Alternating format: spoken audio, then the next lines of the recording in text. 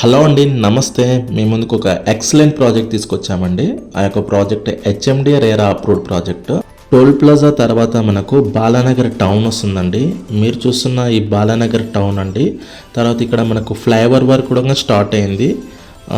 NH44 Bengaluru highway మనకు 6 lanes road work అవుతుందండి. మనకి ఇంకా ఫాస్ట్గా రావచ్చు సిటీ నుంచి.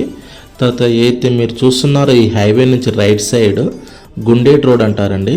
ఈ రోడ్లో మనము 4 kilometers వచ్చాక ఈ ప్రాజెక్ట్ వస్తుంది.